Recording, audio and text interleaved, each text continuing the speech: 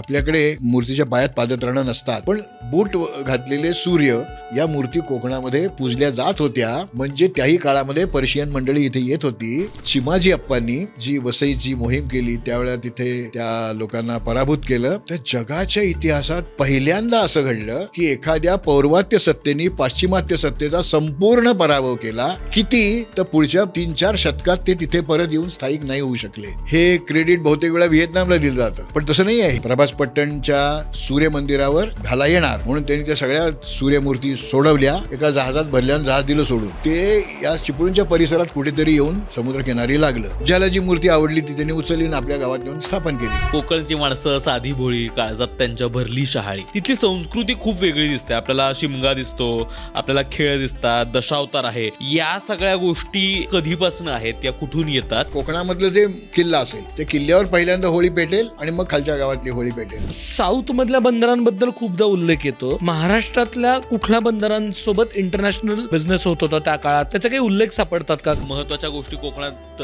खूप दिसतात, ते म्हणजे गद्देगाळ आणि वीरगळ. तर ते काय सांगतात? पुण्यात आलं की काय पाहिजे? पर्वती, सारसबाग. तसं चिपळूणला गेलं की काय पाहिजे? विंध्यवासिनी. रायगडला 1 लाख माणसं गेली तर 5 माणसं सुद्धा या वाघबिळात येत नाहीत. माहिती नाहीये. मी म्हणतो माझ्याशी नेहमी दगड बोलतात. म्हणजे मी कॉलेजमध्ये शिकवत होतो म्हणून नाही म्हणत आहे मी. कातळ शिल्प जी आहेत ते काय सांगतात आपल्याला कोकणाविषयी? मुळात ती कातळ शिल्प नाहीत. 12व्या शतकातली एक देवीची मूर्ती होती. कधीपर्यंत? 2024 पर्यंत. तिथल्या लोकांना काय वाटलं मला काही कळलं नाही. ती मूर्ती म्हणे बदलायची आपण. 12व्या शतकातलं आपला वारसा असणारं एक शिल्प बिनदिक्कत तुम्ही समुद्रात टाकून देता.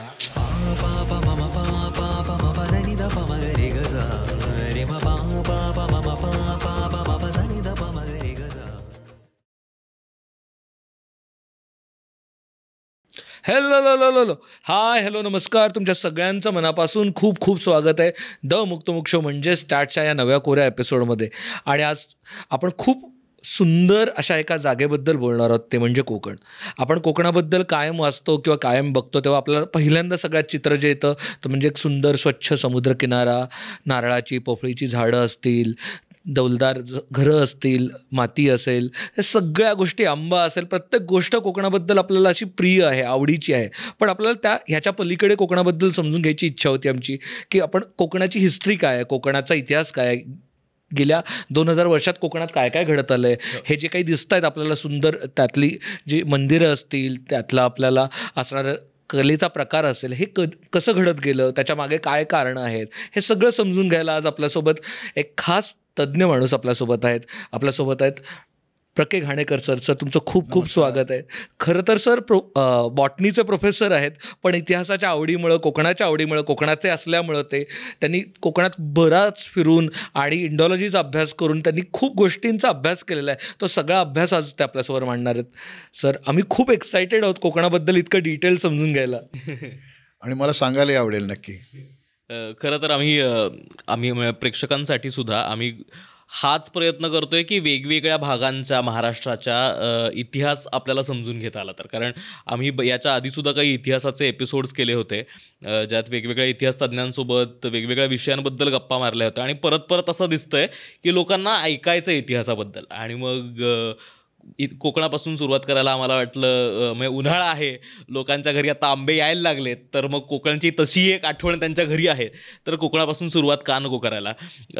सर पहिला प्रश्न हाच आहे की ज्यावेळेस आपण कोकण म्हणतो, जसं शार्दूल म्हणाला तसं लांब समुद्र, नारळाच्या पोफळीच्या बागा, सुपारीच्या बागा, कोकम, करवंद, अशा वेगवेगळी चित्र दिसायला लागतात, पण त्याच्या इतिहासाबद्दल फार माहीत नाही आहे. ज्यावेळेस आपण कोकण म्हणतो त्यावेळेस त्याचा विस्तार कुठपासून कुठपर्यंत आहे आणि कोकणाची वैशिष्ट्य काय, तिथपासून जर सुरुवात करता आली आपल्याला? कोकणाला अजून एक नाव आहे, ते म्हणजे अपरांत. अपरांत? हां. तर या अपरांताचा विस्तार हा डहाणूपासून ते मुंबई उपनगर, त्याच्या अलीकडचे पालघर, ठाणे, त्यानंतर रायगड, रत्नागिरी, सिंधुदुर्ग, गोवा आणि कारवारपर्यंत. हां, इथपर्यंतचा जो भाग आहे समुद्र किनाऱ्याच्या जवळ असणारा, त्या पट्टीला आपण कोकणपट्टी किंवा कोकण असं म्हणतो. बरोबर. त्याच्या पूर्वेला एक प्रचंड मोठी रांग आहे डोंगराची, त्याला आपण सह्याद्री असं म्हणतो. आणि मी लोकांना आग्रह करतो की त्याला सह्याद्रीच म्हणायचं आहे, वेस्टर्न घाट नाही. मी कोकणातला माणूस आहे. माझ्या पूर्वेला असणाऱ्या डोंगराळ रांगेला मी पश्चिम डोंगर किंवा पश्चिम घाट नाही म्हणू शकत.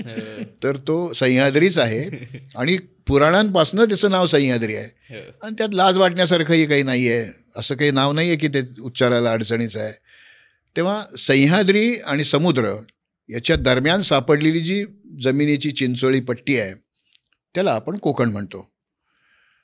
पण कोकणाची गंमत अशी आहे की वेगवेगळ्या भागामध्ये वेगवेगळा इतिहास घडला. वेगवेगळ्या भागामधली भौगोलिक रचना वेगवेगळी आहे. वेगवेगळ्या भागांमध्ये असणाऱ्या रूढी परंपरा ज्याचा इतिहासाशी संबंध येतो ते खूप वेगळं आहे. आणि प्रत्येक या छोट्या छोट्या भागांचा, ज्याला सध्याच्या मराठीच्या भाषेत पॉकेट्स असं म्हणता येईल, त्या पॉकेट्सचा इतिहास तोही वेगळा आहे. म्हणजे आपण जर उत्तर कोकणाचा भाग विचारात घेतला तर तिथे पोर्तुगीजांचा प्रभाव काही मर्यादित कालखंडात आपल्याला झालेला दिसतो. बरोबर. मुंबईवर इंग्लिशांचा प्रभाव दिसतो. त्या मानाने रायगड रत्नागिरीमध्ये त्यांचा प्रभाव आपल्याला जाणवत नाही. सिंधुदुर्गामध्ये आणि खालच्या गोव्यामध्ये परत पोर्तुगीजांचा प्रभाव दिसतो आणि काही स्थानिक मंडळी आहेत, मग ते सुर्वे असतील, दळवी असतील, मोरे असतील, शिर्के असतील, यांचा प्रभाव आपल्याला दिसतो. आणि कारवारमध्ये आणखीन तो इतिहास बदलतो. तर इतिहासाचे देखील वेगवेगळे तुकडे आपल्याला बघायला मिळतात आणि उरलेल्या भागाबद्दल फारसा लिखित पुरावा मिळत नाही, त्याचे काही आपल्याला ऐतिहासिक अवशेष मिळत नाहीत. त्यामुळे तो तुकड्या तुकड्यांनीच त्या भागाचा इतिहास आपल्याला समजून घ्यायला. महाराष्ट्र म्हटलं की शिवाजी महाराज आणि शिवाजी महाराज म्हटलं की रायगड. त्या रायगडपासूनच आपण सुरुवात करू, पण मध्ययुगात जायचं नाही आपल्याला. या नवाश्म युगातला रायगड कसा होता त्याच्याबद्दल आपल्याला बघायचं. नवाश्म युगातही रायगड होता. रायगड म्हणजे रायगड किल्ला नव्हता, तो डोंगर तर होताच. बरोबर. त्या आदिमानवाची भाषा होती की नाही माहीत नाही आपल्याला, त्यामुळे त्याला काय म्हणावं ते माहीत नाही, पण तो राहत कुठे होता हे आपल्याला माहिती आहे. तर ती गंमत अशी, ज्या वेळेला आपण महाडवरनं रायगडला येतो, पाचाड आपण तो घाट चढून वर जातो आणि त्या पाचाडच्या खिंडीत येतो. वसुधा पाचाड ही किल्ल्याची माची आहे, पण तो भाग आता आपण सोडून देऊ. तर त्या पाचाडच्या खिंडीत आल्यावर उजवीकडे पायऱ्या जातात. 1700 पायऱ्या चढून गेले की रायगडच्या माथ्यावर जाता येतं. त्याच्याऐवजी डावीकडे जो डोंगर आहे त्या डोंगरावर मोजून 3 मिनिटांपेक्षा कमी वेळ लागणार एक चढून गेलं की एक ठिकाण आहे आणि तिथे या नवाश्मयुगीन माणसाची वस्ती होती. त्याला वाघबीळ किंवा नाचणं टेपाची गुहा असं म्हणतात. पण ही आपली नावं काही लोकांना फारशी आवडत नाहीत, त्यामुळे बऱ्याच आंगलाळलेल्या मंडळींनी त्याला गन्स ऑफ पाचाड असं नाव वापरायला सुरुवात केलेली आहे, ते गन्स ऑफ नायव्हरॉनसारखं. तर ते 3 मिनटं खूप झाली, एवढंच चढायला लागतं तिथे, पण जात नाहीत हो. रायगडला 1,00,000 माणसं गेली तर 5 माणसंसुद्धा या वाघबिळात येत नाहीत, माहिती नाही आहे. आणि काय तिथे गेल्यावर पाहायचं हे माहीत नाही, म्हणून ते कदाचित जात नसतील. पण काय आहे सर तिकडे हां, तर तिथे डेक्कन कॉलेजचे संशोधक डॉक्टर R.V. जोशी, ज्यांनी या प्राचीन अश्मयुगीन माणसांच्या वसतिस्थानांचा आणि त्यांच्यात तसं बघितलं तर कारखान्यांच्या ठिकाणांचा शोध घ्यायला सुरुवात केली आणि त्यांनाही नाचण टेपाची गुहा मिळाली. या गुहेचं वैशिष्ट्य असं, आपण चढून जातो ते एक तोंड आहे त्या गुहेत शिरायला आणि पलीकडच्या बाजूला 2 तोंड आहेत. अच्छा, म्हणजे 3 तोंड असलेली गुहा आहे. पलीकडच्या बाजूला एकदम तुटलेला कडा आहे, तेव्हा तिकडनं काही चढून येता येत नाही, पण अशी एक वेगळी गुहा ती बघायला मिळते. आणि तिथे जो काही भन्नाट वारा वाहतो, त्यामुळे मी अनेक वेळा राहिलो, एकटासुद्धा जाऊन तिथे गुहेत राहिलेलो आहे. तर त्या R.V. जोशींनी तिथे त्या पहिल्यांदा जेव्हा ते तिथे गेले तेव्हा तिथे एक ट्रायल पिट म्हणजे एक नमुन्यासाठी खड्डा त्यांच्या पद्धतीप्रमाणे, आर्किओलॉजीच्या नियमांप्रमाणे तो घेतला आणि तिथे त्यांना मायक्रोलिथ्स म्हणजे लघु अश्म हत्यारं मिळाली. एखाद दुसरं मिळालं असतं तर ठीक आहे, पण बरीच मिळाली ना, म्हणजे तो कारखाना होता. हां, आणि त्याचं जे छत आहे किंवा भिंती आहेत, भिंती म्हणजे जे काही कड आहे, तिथे काजळी नाही मिळाली. जर माणूस ते स्वयंपाक करत असता तर ती काजळी राहिली असती तिथे, किंवा काहीतरी काळवणलेले दगड दिसले असते. म्हणजे ती त्याची फक्त वास्तव्याची जागा होती. तो हंटर गॅदरर म्हणजे भटक्या शिकारी अशा काळातला तो माणूस आहे. जे नवाश्म युगामध्ये आपल्याला बघायला मिळतं. आणि ती जी लघु अश्म हत्यारं मिळाली आहेत ती आता त्याच्याबद्दल आत्ता आपण फार बोलू नाही शकणार, पण ती तासण्या आहेत, बोरर्स आहेत, म्हणजे भोकं पाडायच्या गोष्टी आहेत. खरवडून काढायचं असेल, हाडाला चिकटलेलं मांस खरवडून काढायचं असेल तर त्यासाठी जशा तऱ्हेचं हत्यार लागतं तशा तऱ्हेची ती हत्यारं डॉक्टर आर व्ही जोशींना मिळाली. तर इतका प्राचीन, म्हणजे साधारणपणे हा काळ 50,000 वर्षांपूर्वीचा आहे. त्यावेळेला माणूस वन्य होता, तो ज्याला आपण होमो इरेक्टस होता, होमो सेपियन होता, पण तो अजून सिव्हिलाइज्ड माणूस नव्हता, शेतीपूर्व काळ आहे. शेतीपूर्व काळ आहे. तर तो माणूस तिथे राहत होता.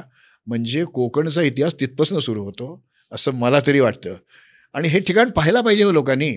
फक्त तिथे जाऊन बेताल नाही वागलं पाहिजे. तर कारण रायगडावर मी पाहतो ते काहीतरी वेगळीच चित्र दिसतात, पण हे एक अभ्यासाचं ठिकाण आहे. सुंदर तर आहेच आहे. आणि त्या माणसाचे आपण डोळे मिटून तो माणूस कसा वावरला असेल, त्यांनी का इथे राहून शस्त्र केली असतील, ह्या सगळ्याचा जर विचार केला तर खूप वेगळ्या जगात आपण जातो. म्हणून मला असं वाटतं की ते खूप महत्त्वाचं ठिकाण आहे. असं एकच ठिकाण आहे का कोकणामध्ये? तर नाही, खूप आहेत. विशेषतः चिपळूणच्या परिसरामध्ये अशा काही गुहा बघायला मिळतात. आता चिपळूण म्हणजे मी मोठं शहर म्हणून चिपळूणचं नाव घेतलं. प्रत्यक्षात तिथे एक पालशेत नावाचं गाव आहे. त्या पालशेतजवळ आपल्याला या डेक्कन कॉलेजच्याच लोकांनी, मग त्यात डॉक्टर विश्वास गोगटे असतील, डॉक्टर अशोक मराठे असतील, तर त्यांनी तिथे या प्राचीन काळाचा शोध घ्यायला सुरुवात केली. आणि त्यांना तिथे काही गुहा बघायला मिळाल्या. त्यात सुसरोंडीची गुहा आणि कोळोशूची गुहा अशा 2 गुहा त्यांना तिथे बघ. सुसरोंडी हे गावाचं नाव आहे, तेव्हा तिथे काही सुसरी बिसरीचा काही संबंध नाही. तर सुसरोंडी, तर तिथे झालंय असं की ते थोडंसं समुद्राच्या आत आहे आणि त्या ठिकाणी एक प्रचंड मोठं पठार आहे. त्या पठारावर काही गुहांसारख्या जागा आपल्याला, पठार जिथे कडेला तुटतं तिथे त्या गुहा आपल्याला बघायला मिळतात. त्यातली एक सुसरोंडीची गुहा आहे. त्या गुहेमध्ये पण मायक्रोलिथ्स मिळाली. याचा अर्थ तो माणूस तिथेही राहत असला पाहिजे. बरं, एखाद दुसरं ज्यावेळेला एखादंच तासणी, एखादंच बोरर, एखादंच काहीतरी धार लावायचं अशी मिळतात त्यावेळी ते तिथे माणूस राहत होता किंवा पडली असतील त्याची हातात. पण ज्यावेळी ते संख्येने खूप मिळतात त्यावेळी तिथे त्यांचा मॅन्युफॅक्चरिंग हब होता असं ते असावं. तर या गुहांचा आपण जाऊन पाहायला पाहिजेत. ती गुहा तुम्ही जर पाहिली तर ते शेजारी बारमाही पाण्याचा पुरवठा आहे. म्हणजे त्यांनी तो राहत पण होता, पण शेकोटी पेटवून अन्न भाजून कधी तो खात नसेल, नुसतंच ते कच्चं मांस बीस खात असेल. बरोबर. सर, आणखीन एक, म्हणजे आता आपण गुहा आणि अश्मयुगातल्या माणसाबद्दल बोलतोय, आणखीन एक गोष्ट ज्याबद्दल गेल्या काही महिन्यात वर्षात आपण खूप ऐकलं ते म्हणजे कातळ शिल्प. मग खूप वेगवेगळी कातळ शिल्प कोकणात आहेत आणि मग ते रिफायनरीचं काहीतरी आलं, त्यातनं ते वाचवायला जा, आणि या सगळ्यातनं एक मोठी मूव्हमेंट तयार झाली. पण ही कातळ शिल्प जी आहेत ते काय सांगतात आपल्याला कोकणाविषयी? मुळात ती कातळ शिल्प नाहीत. कोकणामध्ये प्रामुख्याने आपल्याला जांभा दगड मिळतो आणि जांभा दगडाचा खोदत खोदत खोदत खाली गेलं की तिथे काळा पत्थर मिळतो. त्याला कातळ म्हणतात. आता हा जो जांभा दगड आहे याला लॅटराईट असं शास्त्रीय भाषेमध्ये म्हणतात. आणि एखादं शिल्प म्हटलं की ते त्रिमिती असतं. त्याला लांबी रुंदी तर असतेच, पण खोली किंवा जाडी ही त्याला असते. मग एखादी मूर्ती असते ते शिल्प आहे, पण एखादं चित्र नुसतंच तुम्ही भिंतीवर काढलं तर शिल्प नाही ना म्हणणार आपण. कागदावर पेन्सिलने आपण काढलं तर ते चित्र असतं. आता हे त्या जांभा दगडात कोरून काढलेलं चित्र आहे, खोदून काढलेलं चित्र आहे. तर या सगळ्या कलाकृतीला पेट्रोग्लिफ असं म्हटलं जातं. पेट्रॉस म्हणजे रॉक आणि ग्लिफ मीन्स टू इन्स्क्राईब, कोरून काढणे. तर त्याचं शब्दशः भाषांतर पण खोदचित्र असंच होतं आणि अर्थभाई पण शब्द आहे. जो कातळ पण नाही, जे शिल्प पण नाही, त्याला उगाच कातळ शिल्प आपण का म्हणावं? तर म्हणून हे असं माझं मत आहे. हो. आणि खोदचित्र हा शब्द जर योग्य नसेल तर दुसरा पर्यायी शब्द सुचवा, तो मी वापरायला सुरुवात करेन. पण ती खोदचित्र आहेत. हम्म. ओके. गेल्या साधारणपणे 15-20 वर्षामध्ये याच्यावर शोध घ्यायला सुरुवात झाली. त्या शोधाची कथा मी सांगणार नाही, पण माझे एक मित्र आहेत भाई किंवा सुधीर रिसबूड. ते व्यवसायाने इंजिनियर आहेत आणि ते या खोदचित्रांच्या मागे लागले. त्यांनी 2-2.25 हजारापेक्षा जास्त खोदचित्रांची यादी तयार केली. वाव. त्या प्रत्येकाचे फोटो, प्रकाशचित्र घेतली आणि आता तर त्या ड्रोननी पण त्याचं शूटिंग हम्म. हो. त्यांच्याकडे उपलब्ध आहे. आणि त्यात इतक्या धक्कादायक गोष्टी आपल्याला मिळाल्या. धक्कादायक कारण माहिती नव्हतं म्हणून धक्का. हो. तर तिथे या खोदचित्रांमध्ये असंख्य प्राण्यांच्या आकृती कोरलेल्या आहेत. बरोबर. अच्छा. कोण कोण आहेत? गेंडे आहेत, हत्ती आहेत, वाघ आहेत, डुकरं आहेत. आणि कोकणात वेगवेगळ्या प्रकारचे मासे आहेत, म्हणजे ज्याला आपण स्टिंग रे म्हणतो, हम्म. असं डालीसारखं असं मागे लांब शेपूट असतं. तर वेगवेगळ्या प्रकारचे मासे आहेत. तर मला नेहमी आश्चर्य वाटायचं. मी रिसबुडांशी बरोबर जाऊन मी ते गेंड्याचं चित्र पाहिलं, खोदचित्र पाहिलं. मला जर सांगितलं तुम्ही लामा या प्राण्याचं चित्र काढा किंवा जिराफाचं चित्र काढा, तर मला नाही काढता येणार ना, कारण मी पाहिलेलं नाही ते प्राणी. हो. जो प्राणी मी पाहू शकतो त्याचं मी चित्र काढू शकेन. हो. आणि ते तर कोरून काढायचं आहे, म्हणजे खूप वेळ लागणार आहे, श्रम त्याच्यामध्ये जास्त आहेत. ट्रायल अँड एरर नाही आहे. हां, एरर नाही आहे. आणि तो पाहून जसाच्या तसा मी ज्यावेळेला काढतो त्यावेळेला तो एकदा पाहिलेला नसतो मी, माझ्या नेहमीच्या पाण्यातला आहे. हम्म. म्हणजे कुत्रा काढायचं तर ते शेपूट असं वाकडं आपण दाखवतोच ना, हो. पण मांजरीचं नाही शेपूट असं दाखवणार का? आपण मांजर पण रोज पाहतो, आणि रोज म्हणजे बऱ्याच वेळा पाहतो, आणि कुत्रा पण पाहतो. तर गेंड्याची ती अशी घड्या घातल्यासारखी जी वरची कातडी आहे ती तिथे आहे. एक शिंगी आहे, म्हणजे आफ्रिकेमध्ये 2 शिंगी रायनोसॉर मिळतो, तर हा एक शिंगी आहे, म्हणजे तो इथलंच गेंडा आहे. आणि तो गेंड्याचं चित्र पाहिल्यानंतर कोणी म्हणणार नाही हा दुसरा कोणतरी प्राणी आहे, गेंडाच उत्तर येईल. इंग्लिशमध्ये बोल रायनोसॉरस म्हणेल याच्यापेक्षा, पण तो प्राणी तोच आहे. मग माझे जे काही अभ्यासक मित्र आहेत डेक्कन कॉलेजमध्ये, त्यांच्याशी मी चर्चा केली. आणि त्यात आता मी मित्र नाही म्हणणार, माझे ते गुरुच म्हणायला हरकत नाही, डॉक्टर शरद राजगुरू. तर ते या ते मुळात भूशास्त्रज्ञ म्हणजे जिओलॉजिस्ट, पण जिओमॉर्फॉलॉजी भूरचनाशास्त्र याच्यात त्यांनी आणखीन प्रगती केली, अभ्यास केला, आणि आर्किओलॉजिस्ट तर ते होतेच होते. तर 20,000 वर्षापूर्वी महाराष्ट्रातनं गेंडा नाहीसा झाला. त्याचे जे काही अवशेष मिळतात ते 20,000 वर्षापूर्वीपर्यंत मिळतात. म्हणजे हे चित्र, खोदचित्र 20,000 वर्षापूर्वी केलेलं असलं पाहिजे. नाहीतर पटकन आसामला जाऊन ते गेंडे पाहून इथे येऊन चित्र काढणं असं नाही जमणार ना. तर त्या माणसांनी तिथेच वावरणारे ते प्राणी पाहिलेले होते, म्हणून त्यांनी त्याचं तिथे अंकन केलेलं आहे. आणि ही जी पेट्रोग्लिप्स आहेत, ही जी खोदून काढलेली चित्र आहेत, त्यात इतक्या गमती जमती बघायला मिळतात की म्हणजे सध्याच्या भाषेत बोलायचं तर हॅट्स ऑफच म्हणायला पाहिजे. काय काय म्हणजे आणखीन त्या चित्रांमध्ये म्हणजे काही गोष्टी आहेत, साईज पण काय आहे त्याचा? हां, गेंड्याचं चित्र सेम साईज, म्हणजे आज गेंडा आणून उभा केला, त्याची लांबी, रुंदी, उंची ते सगळं त्याच्या बरोबर लाईफ साईज. हत्ती कोरलेले आहेत तिथे, लाईफ साईज. म्हणजे केवढं मोठं चित्र असणार ना ते खोदचित्र, म्हणजे त्याला वेळ पण तेवढाच लागणार. आणि त्यांनी केवढा कॅनव्हास त्याच्यासाठी निर्माण केला की एवढ्या याच्यात मला हे खोदायचं आहे. काही चित्रांना चित्र चौकटी आहेत, तर चित्र चौकटीवरनं एक मुद्दाम वेगळ्या खोदचित्रातली गंमत आहे.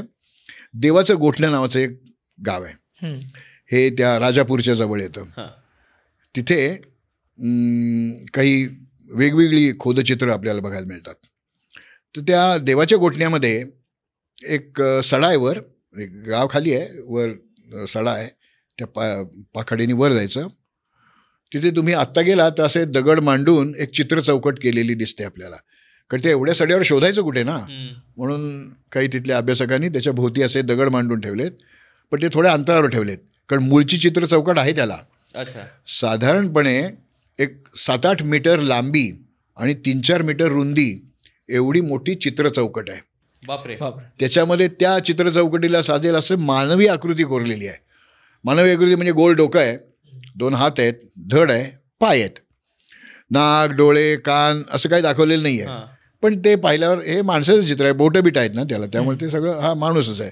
शेपूट नाही मागे, म्हणजे ते वानरं नाही आहे, तो एप नाही आहेत.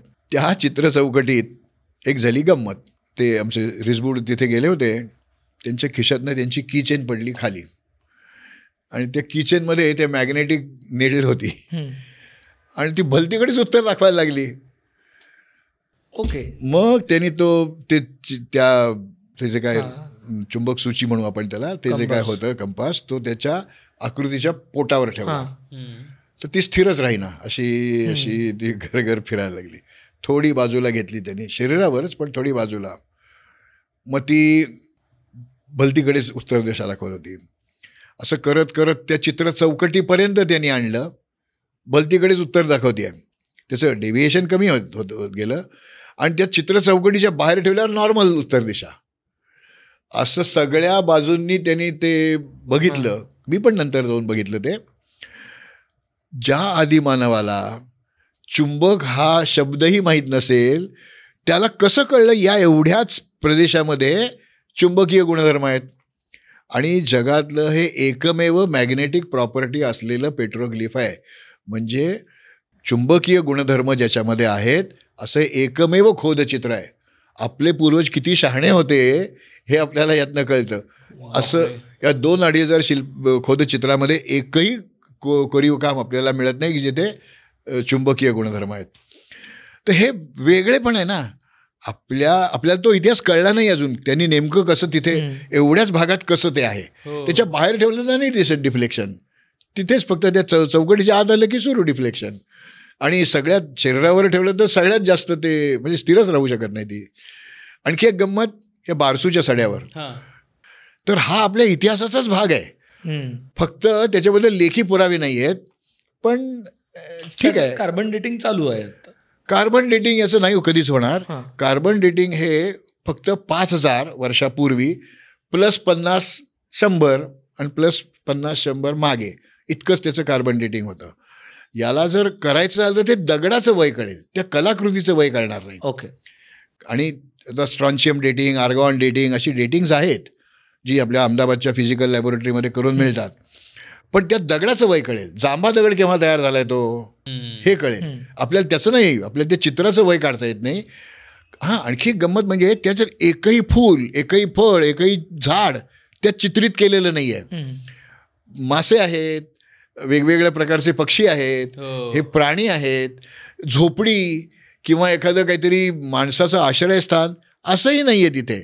म्हणजे माणूस घरं बांधून राहायच्या आधीच्या काळामध्ये तो भटक्या असताना त्याला जे काही दिसलं त्याचं खोदचित्रण त्यांनी तिथे केलेलं आहे.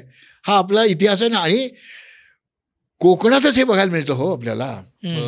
तर मग त्याचं कौतुक आपण करायला पाहिजे, ते लोकांना दाखवलं पाहिजे. त्यातनं पर्यटन पण वाढेल, लोकांना 4 पैसे पण मिळतील आणि आपला हा प्राचीन इतिहास सगळ्या जगासमोर येईल.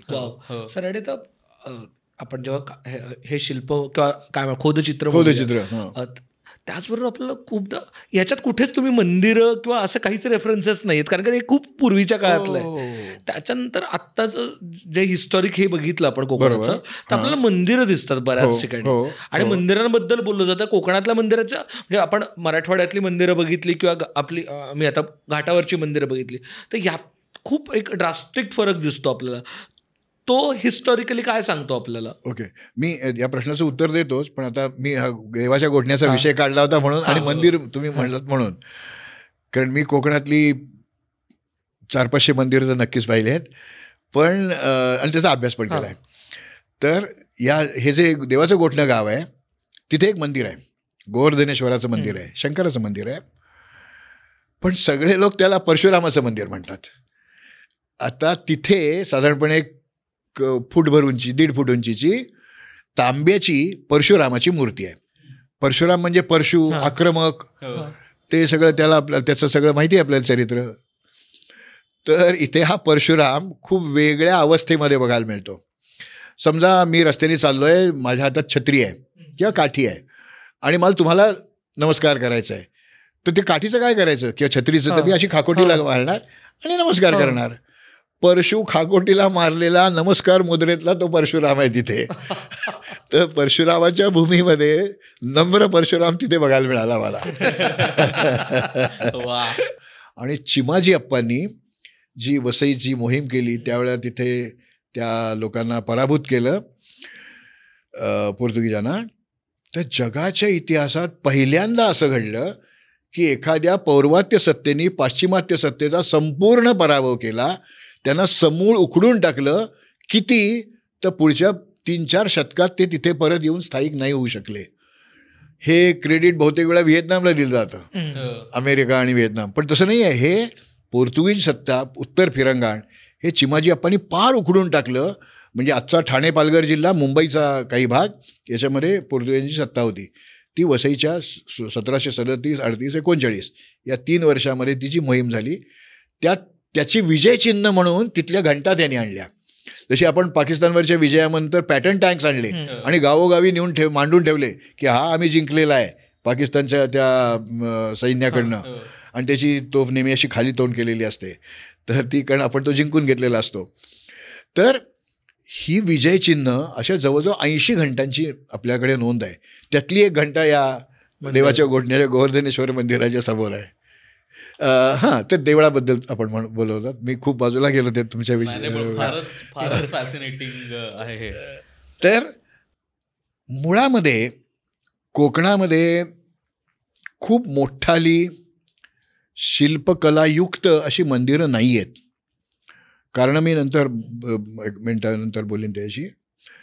पण 3 मंदिरं ही कोकणाबद्दल ज्यांना प्रेम आहे, कोकणामध्ये ज्यांना हिंडायला जायचं आहे, काहीतरी लई भारी पाहायचं आहे, त्यांनी जाऊन ही पाहिलीच पाहिजे अशी 3 मंदिरं आहेत.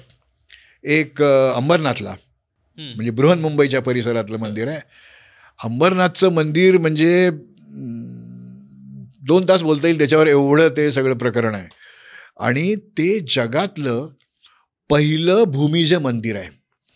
हां, म्हणजे सांगतो तर जगातलं, कारण भारताशिवाय इतरत्र देवळं नाहीत म्हणून भारतातलं. पण एखादं मंदिर एखाद्या ओट्यावर बांधलेलं असतं, त्याला जगती असं म्हणतात. तर तसं नाही, हे जमिनीपासून सुरू झालेलं मंदिर आहे. आणि त्याच्याकडे बघितलं की उभ्या उभ्या रेषा, तुम्ही जर दक्षिणेमध्ये गेलात तर सगळं आडवं आपल्याला दिसतं, म्हणजे त्याचे थर दिसतात आडवे, या उभ्या रेघा. आणि समजा ही भिंत आहे, ही भिंत सरळ आहे, तर त्याच्यावर कोरीव कामाला एवढाच कॅनव्हास मिळाला. पण ही जर भिंत मोडली आणि अशी केली, हां, तर इकडे एक फेस मिळाला, इकडे एक फेस मिळाला. आणि शिवाय छायाप्रकाशाप्रमाणे याच्यावर कधी उजेड पडेल, कधी याच्यावर उजेड पडेल, त्यामुळे अंधुक प्रकाशात सुद्धा तो छायाप्रकाशाचा खेळ याच्यामध्ये दिसू शकतो. असं जमिनीपासनं ती रेघ सुरू होते, त्याला आपण भूमिज मंदिर म्हणतो. कशावरनं? ते काय अंबरनाथ टाइम्स म्हणून निघाला होता का त्यावेळेला, की आज आमचं उद्घाटन झालं, यांचं नाव आहे तिथे फलक, जे शिलालेख आहे. मुम्मुणी नावाच्या एका राजाचा शिलालेख आहे. 1.35 1.5 मीटरला थोडासा कमी एवढी रुंदी आणि जवळजवळ 70-75 सेंटीमीटर उंच एवढा असा तो शिलालेख आहे. आणि तो इतिहास अभ्यासकांना पहिल्यांदा गंमतच वाटत होती. मुम्मुणी काय आहे? तर मुम्मुणी हे एका मराठी माणसाचं नाव आहे. तर अशी ती शिलाहारांच्या वंशातली ती नावं आपल्याला बघायला पाहिजेत. तर या मंदिरांचं, या अंबरनाथच्या मंदिराबद्दल जर अगदी थोडक्यात तुम्हाला सांगायचं झालं तर तिथे ज्याला आपण जंगा म्हणतो, जंगा म्हणजे काय? तर मंदिराचा बाहेरचा भाग, म्हणजे गाभारा असेल किंवा म्हणजे अंतराळ असेल, सभामंडप असेल, याच्या बाहेरच्या भागाला जंगा म्हणतात. तर मंडोवर त्याच्यात कोरीव काम असलेला भाग. तर त्याच्यामध्ये जवळजवळ 73 देवदेवतांची शिल्प कोरलेली आहेत आणि 106 सूरसुंदरी त्याच्यावर कोरलेल्या आहेत. इतक्या संख्येने कोकणातल्या कुठल्याही देवळावर अशी आपल्याला शिल्प बघायला मिळत नाहीत. बरं, ते मंदिर आहे ते शंकराचं आहे, त्यामुळे शंकराच्या संदर्भामध्ये असलेली जी वेगवेगळ्या त्याच्या अवस्था आपण म्हणू किंवा वेगवेगळ्या त्याच्या गोष्टी म्हणू, त्या तिथे अंकित केलेल्या आहेत. मग तो गजासूरवध असेल, अंधकासूरवध असेल, त्रिपुरांतक असेल किंवा भिक्षाटन शिवा असेल, कल्याण सुंदर म्हणजे शिवा आणि पार्वतीच्या विवाहाचं चित्रण असतं. अशा शिवपुराण ज्याला माहिती आहे त्याला ते सगळं पुराण तिथे शिल्पित केलेलं आपल्याला दिसेल. फक्त आपल्याला ते समजावून घेता आलं पाहिजे की ही मूर्ती म्हणजे ही आहे.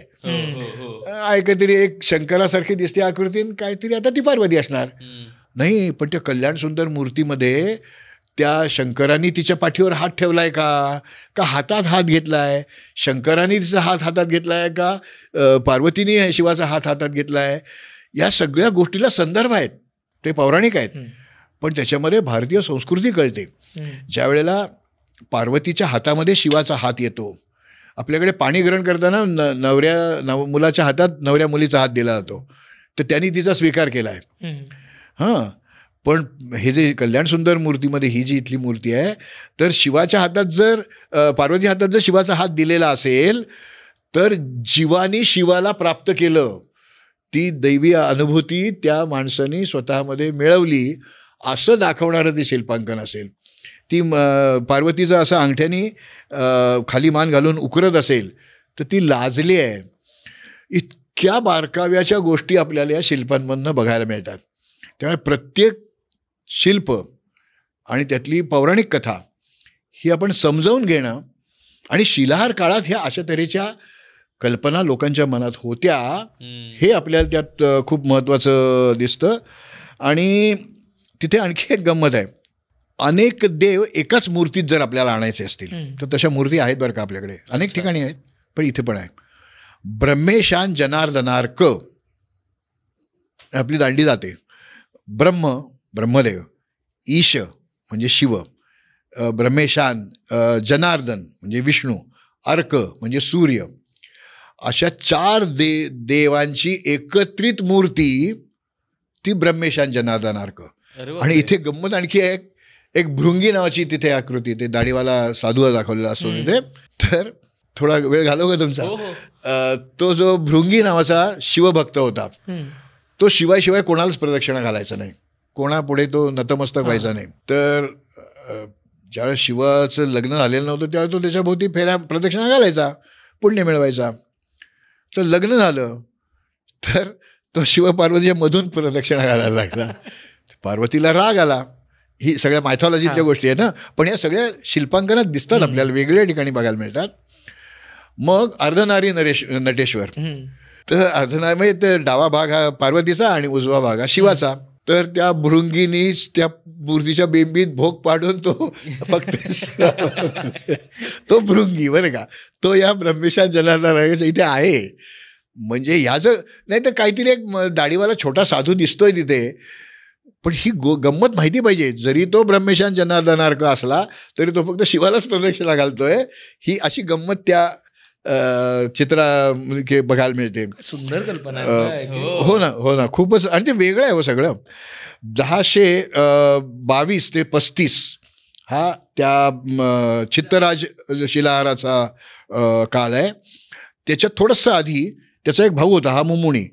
त्या मुमुणीने ते बांधून पुरं केलं असं तो शिलालेख तिथे लावतो तो. तर स्पष्ट कालोल्लेख असणारं हे मंदिर आहे, म्हणून आपण निश्चितपणे म्हणू शकतो हे आद्य भूमीचे मंदिर आहे जगातलं. समजा तुम्ही चिपळूणला गेलात तर तसं पुण्यात आलं की काय पाहिजे, पर्वती, सारसबाग. तसं चिपळूणला गेलं की काय पाहिजे, विंध्यवासिनी. एक 2.5-3-4 किलोमीटर असेल अंतर, तिथे ते विंध्यवासिनीचं मंदिर आहे. बऱ्याच लोकांची ती विंध्यवासिनी कुलदेवता पण आहे किंवा कुलदैवत मानतात. ती पण शिलाहार काळी नाही बरं का. त्याच्या शेजारी एक काहीतरी झाकून ठेवलेली मूर्ती आहे. आता मी इतके वेळा गेलो तिथे आणि इतक्या लोकांच्या वशिल्याने मी ते कापड काढून ते मूर्ती पण बघितली आहे. ती जगातली सर्वात उत्कृष्ट अशी कार्तिकेयाची मूर्ती आहे. षण्मुख आहे तो, 6 तोंड आहेत आणि त्या प्रदक्षिणा घालताना मागच्या बाजूनी तिथे त्या भिंतीला भोग ठेवला आहे. 6वं तोंड पण दिसतं त्यातनं, त्या भोगातनं. तर आता 6 तोंड आहेत म्हणजे त्याला 12 हात पाहिजेत ना.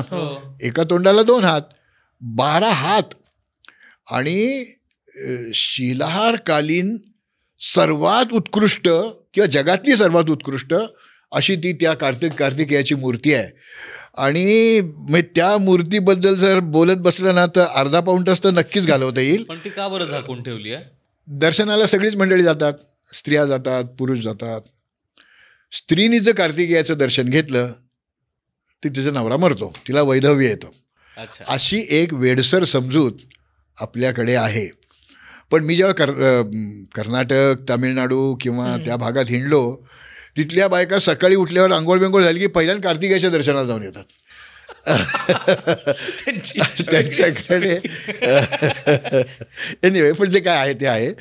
तर त्याच्या मागे मायथॉलॉजी आहे, ती काय आता मी सांगून वेळ नाही घालवत तुमचा. पण तो देवांचा सेनापती होता आणि त्याची जी पत्नी आहे ती आहे षष्ठी. तर ती डाव्या किंवा महाबली तिचं अजून नाव, ती डाव्या बाजूला असते बहुतेक वेळेला, इथे नाही आहे, ती उजव्या हाताला आहे. आणि त्याची जी उजव्या हाताला स्त्री प्रतिमा जर असली तर ती देवसेना ही त्याची शक्ती असते. तो देवांचा सेनापती आहे ना, तेव्हा देवसेना मूर्ती रूपात त्यांनी स्त्री रूपात दाखवलेली असते. पण कार्तिकेयाचं दाखवायचं असेल मूर्तीमध्ये तर तो मयुरारूढ असतो किंवा कधी कधी कोंबड्यावर पण असतो. आता कोंबड्यावर शनी पण असतो, त्यामुळे ते तारतम्याने सांगायला लागतं हा शनी आहे का कार्तिकेय आहे. त्याची लांछनं म्हणजे त्याची लांछन म्हणजे आपण ते लांछनास्पद त्यातला लांछन नाही आहे, लांछन म्हणजे प्रतीक, चिन्ह असं आपण त्याला म्हणू. तर इथे मोर आहेच, पण कधी कधी दाखवणारा कोंबडा तो त्याच्या हातात आहे, पकडलेला आहे हातामध्ये. आणि एका हाताने म्हणजे वरच्या हाताने तो ते 12 हात आहेत ना, त्यामुळे हात खूप आहेत. इथे कोंबडा आहे आणि खालच्या हाताने तो मोराला चारा घालतोय असं ते. आणि त्याचं जे काही सौष्ठव आहे, त्याची जी झिलई आहे, त्याचं जे कोरण्यातले बारकावे आहेत, हे म्हणजे कल्पना करता येणार नाही इतके छान आहेत. पण ती झाकून ठेवतात. हो सर, चिपळूणच्या आसपास बरीचशी सूर्य मंदिर आहेत. म्हणजे आपण काही सूर्यपूजक, म्हणजे आपण काही ग्रीक लोकांसारखे सूर्यपूजक नव्हतं तसे. ग्रीकांपेक्षा आपण पर्शियातले लोक म्हणू, इराण. पण त्यांचा सूर्य वेगळा आहे बरं का. त्यांचा सूर्य पायात बूट घातलेला आहे, गमबूट सारखे बूट आहेत त्याच्या पायामध्ये. तुम्ही जर कधी रत्नागिरीला गेलात तर थिबा राजवाड्याच्या आता त्याचं हे केलं आहे, संग्रहालय केलं आहे. दारामध्ये तळमजल्यावर मूळ दालनामध्ये शिरताना उजव्या बाजूला एक मूर्ती उभी आहे, 5-7 फूट उंचीची मूर्ती आहे, तिच्या पायात बूट आहेत. तर ते इराणी सूर्य आहेत. ओके. ते तिथे अग्निपूजक होते, सौरपूजक होते. आपल्याकडे ते सौरपूजक आले कारण त्या अग्निपूजकांनी हाकलून दिलं त्यांना, मग अग्निपूजकांना त्या मुस्लिमांनी हाकलून दिलं. असं ते सगळे आले, ते हिंदुस्थानातच आले आणि ते इथे राहिले. तर ज्या ब्राह्मणांच्याकडे त्या मूर्तीची पूजा होती त्यांना आपण मग ब्राह्मण असं म्हटलं. आणि ती मूर्तीपूजा आपण आपल्याकडे स्वीकारली. आपल्याकडे काही अपवाद वगळता कुठच्याही मूर्तीच्या पायात पादत्राणं नसतात, पण या सूर्याच्या पायात आहेत. असं अनेक ठिकाणी बघायला मिळतं. पण बूट घातलेले सूर्य या मूर्ती कोकणामध्ये पूजल्या जात होत्या. म्हणजे त्याही काळामध्ये पर्शियन मंडळी इथे येत होती. आणि ही मी आत्ता जी मूर्ती सांगतो ही 3ऱ्या शतकातली मूर्ती आहे. ही जी थिबा पॅलेसमध्ये जी मूर्ती आहे ती रोयाच्या तिथनं आणलेली आहे, रोयाच्या परिसरातनं. ती 3ऱ्या शतकातली. ती 3ऱ्या शतकातनं कशावरनं, तर आता थोडंसं मग ते आपल्याला तो वेगळा भाग आहे, पण ती विश्वास ठेवायला हरकत नाही माझ्यावर, ती 3ऱ्या शतकातली. तर ती अशा अफलातून मूर्ती या कोकणामध्ये बारक्या बारक्या गावात तुम्हाला बघायला मिळतात. आता प्रत्येक मूर्ती एक वेगळीच हिस्ट्री आहे ना. हो. आणि सूर्याच्या मगाशी तुम्ही म्हणलात म्हणून त्याच्याबद्दल बोलतो. चिपळूणच्याच परिसरामध्ये 8-10 मंदिरं मी पाहिलेत, सूर्याची मंदिरं आहेत. म्हणजे मंदिरच सूर्याचं. कधी कधी ते सौर पंचायतन पण असेल, म्हणजे मध्ये सूर्य आणि 4 बाजूला 4 कोपऱ्यात 4 इतर देव. तर सगळ्या ठिकाणी लोकांच्या बोलण्यामध्ये जी हकीकत आली ती अशी की मूर्तिभंजकांची स्वारी ज्यावेळेला गुजरातवर झाली त्यावेळेला सोरटी सोमनाथच्या पलीकडे प्रभासपट्टण, ते पलीकडे म्हणजे 4 किलोमीटर 3 किलोमीटर 2-3 किलोमीटर अंतर आहे. प्रभासपट्टणच्या सूर्यमंदिरावर घाला येणार म्हणून त्यांनी त्या सगळ्या सूर्यमूर्ती सोडवल्या, एका जहाजात भरल्या आणि जहाज दिलं सोडून. ते या चिपळूणच्या परिसरात कुठेतरी येऊन समुद्रकिनारी लागलं. ज्याला जी मूर्ती आवडली ती त्यांनी उचलली आणि आपल्या गावात येऊन स्थापन केली. मग ती सूर्याची मूर्ती कशी ओळखता येते, तर त्या 2 हातात 2 कमळं असतात. ती जर अशी ती कमळं धरलेली असतील तर ती 7व्या शतकाच्या आधीचे सूर्य आहेत, अशी धरलेली असतील 7व्या शतकानंतरचे सूर्य आहेत. तर ते त्याच्या खाली घोडे असतात, कधी कधी रथात असते ते. तर रथात असेल तर मग तिथे अरुण असतो, तर पांगळा सारथी येतो. असं ते कधी कधी उषा प्रत्युषा असं ते सौर संप्रदायाच्या त्या मूर्ती बघायला मिळतात. अशी एक सूर्याची मूर्ती मगाच्या संगमेश्वर मंदिरात आहे बरं का. ते पंचायतन होतं मंदिर, तिथले सूर्य आहे. तर त्या लोकांना काही ती भंगली होती, इथपासून हात नव्हते, तिचे तोडले गेले होते. तर त्यांनी त्यात भलतीच आयुधं त्याच्या हातात दिली. मग ती सूर्याची मूर्ती कशावरनं, तर कमळं तर काही असे धरलेली नाही आहेत. त्याच्या मागची जी प्रभावळ आहे ना, त्याच्यामध्ये 12 राशी कोरलेल्या आहेत. मेष वृषभ मिथुन कर्क असं सूर्य त्यातनं जातो ना राशीतनं त्या. तर आपल्याला हे जर बारकावे माहीत नसतील ना, तर कुठला तरी देव आहे. आता त्याच्या हातात जर तुम्ही भलतीच आयुधं दिली तरी ते देव पण बदललं नाही, ते मागचं दिसतं आपल्याला. आणि कोकणात जाणाऱ्या लोकांनी एक मूर्ती तर आवर्जून पाहिली पाहिजे. हे मी मूर्तीशास्त्राच्या अभ्यासकांसाठी नाही सांगत आहे, सर्वसामान्यांसाठी सांगतो आहे. म्हणजे आयकोनोग्राफिस्टसाठी नाही आहे हे. कारण ती मूर्ती थोडीशी नंतरच्या काळातली आहे, यादव पोस्ट यादव म्हणजे 14वं 15वं शतकसुद्धा असू शकेल. ती मूर्ती आहे, दुर्गादेवीची मूर्ती आहे. कुणकावळं म्हणून एक गाव आहे या सिंधुदुर्ग जिल्ह्यामध्ये आहे. अगदी आडबाजूला गाव आहे ते. तिथे एक मंदिर आहे. 1961च्या वादळामध्ये त्या मंदिराचं नुकसान झालं म्हणून जीर्णोद्धार झाला आहे. पण ते देऊळ उघडं असतं, म्हणजे कुलपं नसतात त्याला. त्या मंदिरामध्ये आपण जर गेलं तर त्या देवीच्या पायात खडाव आहेत आणि चांगल्या हाय हिलसारख्या आहेत. 1-1 इंच जाळीच्या त्या खडावाचे, म्हणजे पुढच्या बाजूला मागच्या, म्हणजे हाय हिल नाही आहे ती, पण जाड खडाव आहेत. आणि तिने असा तिरके पाय ठेवले, सरळ नाही. म्हणजे त्याला आम्ही एका समलंब रेषेत ते नाही आहेत पाय, असे थोडेसे म्हणजे ती पोच जरा वेगळी आहे. देवी ती अष्टभुजा आहे. खूप वेगळे पण म्हणजे तिच्या डाव्या पुढच्या हातामध्ये परळ आहे, म्हणजे एक पानपात्र आहे, म्हणजे प्रसादाचं घ्यायची ती जागा आहे. आणि त्या 2 पायांच्या मध्ये पण एक पानपात्र आहे, म्हणजे ते प्रसाद ठेवायची जागा हे आहे. तिच्या डाव्या बाजूच्या इथे गंडभेरुंड कोरलेला आहे, मोर आहेत कोरलेले. आणि ती मूर्ती आपण समोरून पाहतो, खूप छान वाटते आपल्याला. अर्थात मी सर्वसामान्यांसाठी सांगतोय, मूर्तीशास्त्राच्या अभ्यासकांच्या दृष्टीने ती तितकी प्रमाणबद्ध नाही आहे. त्यामुळे ती खूप नंतरच्या काळातली आहे, नंतर म्हणजे पोस्ट यादव काळातली ती मूर्ती आहे. त्याचा काल नाही सांगता येत आपल्याला, काहीच त्याचे उल्लेख मिळत नाहीत. पण त्या देवीच्या मागच्या बाजूनी जाऊन पाहिजे ती मूर्ती. ती हेअरस्टाईल, तिच्या मागे असलेली जाड तिपेडी वेणी, त्या वेणीमध्ये गुंफलेली फुलं, त्याच्यामध्ये अडकवलेले दागिने इतक्या बारकाईने कोरलेले आहेत. म्हणजे मी ज्यावेळी तिथे गेलो त्यावेळेला बऱ्याच महिला पण माझ्याबरोबर होत्या. त्या म्हणल्या, अहो सर एवढं काय बघताय मागे. म्हटलं या तुम्हाला दाखवतो. अनेक लोकांनी ते फोटो काढून घेतले आणि मला अशा तऱ्हेचा दागिना करून द्या म्हणून सोनाराकडनं दागिने करून घेतो. तर याचा अर्थ अशा तऱ्हेचे दागिने त्यावेळेला होत होते आणि हे समृद्धीशिवाय होणार नाही. तर ती मूर्ती खूप अप्रतिम नसली तरी आवर्जून पाहायला पाहिजे अशी ती मूर्ती आहे, देवीची आहे. कुणकावळं नावाचं गाव आहे. माझ्या त्या शिल्पसमृद्ध कोकणमध्ये तुम्हाला त्याच्याबद्दल ते फोटो माहिती सगळी मिळेल. तर एक मला नेहमी कोकणात गेलं की माझं अनेक गावं आवडती आहेत माझी. अंजरला पण एक गाव आवडतं आहे. तिथे यादवांच्या काळातली 12व्या शतकातली एक देवीची मूर्ती होती. अच्छा. हां, कुठपर्यंत, कधीपर्यंत, 2024 पर्यंत. हां, तर काय झालं हा प्रश्न तुम्ही कदाचित विचाराल. तिथल्या लोकांना काय वाटलं मला काही कळलं नाही. ती मूर्ती म्हणे बदलायची आपण. हां, माझ्या सुदैवानी मी तिथे गेलो आणि ती नवी मूर्ती बसवली होती, पण प्राणप्रतिष्ठा व्हायची होती. त्यामुळे मला ती निरावरण मूर्ती म्हणजे अनाच्छादित अशी ती मूर्ती मला बघायला मिळाली. ती काढून ठेवलेली मूर्ती पलीकडच्या एका खोलीमध्ये ठेवली होती. मी 4-2 लोकांच्या दाढीला हात लावून त्याला मला ती मूर्ती दाखवा, तर ती त्याचा मला फोटो पण मिळाला त्या जुन्या मूर्तीचा. यादव काळात जशा मूर्ती देवीच्या असायच्या तशी ती मूर्ती आहे. महिषासूर मर्दिनी आहे ती, असं तो त्रिशूळ खुपसती आहे, खूप दागदागिने अंगावर कोरलेले आहेत, अंगचे आहेत सगळे दागिने. ते काही झालेलं नव्हतं तिला, म्हणजे कुठे खूप झिजली आहे, कुठे काही भंगली आहे, काही नाही.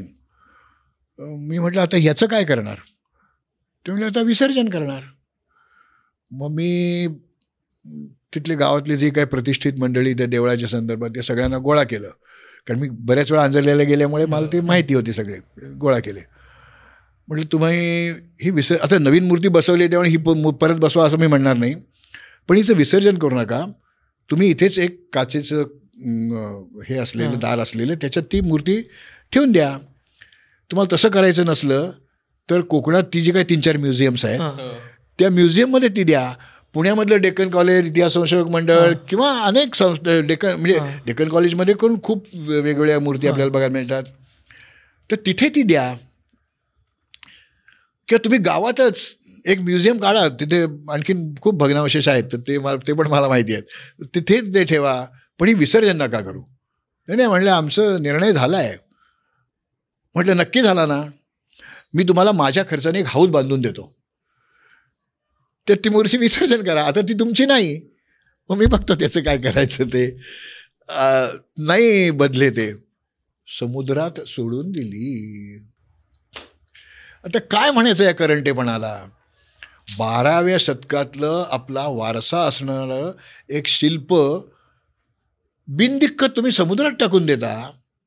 किमान पुढच्या पिढ्यांना ते पाहता आलं असतं 12व्या शतकातली मूर्ती कशी होती आणि 21व्या शतकातली मूर्ती कशी आहे.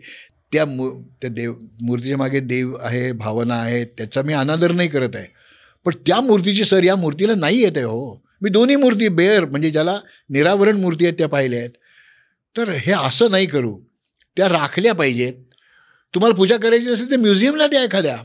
बरं, कोकणात म्युझियम काही कमी नाही आहेत, जी काय आहेत त्यांना द्या ना ती. हा तुमचा ठेवा नाही, तुम्ही मालक नाही आहेत त्या देवाचे, तुम्ही विश्वस्त आहात. तुम्हाला नको आहे ती मूर्ती बदलायची, ओके ठीक आहे, ती एखाद्या म्युझियमला द्या, म्हणजे ती राखली जाईल. समुद्रात टाकून काय मिळालं त्यांना? काही नाही. सर आत्ता आपण एनिवे मंदिरं आणि तिथल्या मूर्ती यांच्याबद्दल बोलतोय, तर आणखीन महत्त्वाच्या गोष्टी कोकणात खूप दिसतात, ते म्हणजे गद्देगाळ आणि वीरगळ. तर ते काय सांगतात? एकतर ते कोणत्या काळातले आहेत आणि त्याच्यावरची जी काही माहिती आहे त्यातनं काय समजतं आपल्याला कोकणाच्या इतिहासाविषयी? आपण याचं जर थोडं वर्गीकरण केलं, म्हणजे सर्वसामान्याला ते पटकन कळावं म्हणून, एखाद्या योद्ध्याचं केलेलं स्मारक, हुतात्मा स्मारक असं म्हणू आपण त्याला, तर त्याला वीरगळ म्हणायचं. ओके. आता थडी म्हणून एक प्रकार असतो, तोही आहेच, पण तो आता आपण धरायला नको, तो याच्यातच धरूया आपण. दुसरे असतात त्या सतीशिळा असतात आणि तिसरे असतात ते गद्धेगाळ असतात. तर वीरगळ यांचं इतकं वैविध्य कोकणामध्ये आहे आणि काही तर अगदी उच्च दर्जाचे वेगळ्या प्रकारचे वीरगळ आपल्याला कोकणामध्ये बघायला मिळतात. तो वीर कशामुळे मेला हे आपल्याला माहीत नसतं, ते त्यात सांगितलेलं असतं. म्हणजे मी म्हणतो माझ्याशी नेहमी दगड बोलतात, म्हणजे मी कॉलेजमध्ये शिकवत होतो म्हणून नाही म्हणत आहे मी आपलं खरे खुरे दगड माझ्याशी बोलतात. ते किल्ल्याचे दगड असतील, लेण्यातले असतील, मूर्तीतले असतील किंवा ते वीरगळांसारखे असतील. तर वीरगळ 2 प्रकारचे असतात. एक पाटीसारखे असतात, म्हणजे एकाच बाजूला ते सपाट, म्हणजे आपलं स्लेट ज्याला आपण म्हणू अशी ती पाटी असते, त्याच्यावर कोरलेलं असतं. दुसरे खांबासारखे असतात, चौकोनी खांब आणि त्याच्या चारी बाजूनी काहीतरी आकृती कोरलेली असतात, शिल्प म्हणू आपण कोरलेली असतात. कधी कधी हे जे वीरगळ असतात ते 5 कप्प्यांचे, 4 कप्प्यांचे, 3 कप्प्यांचे असे पण असतात.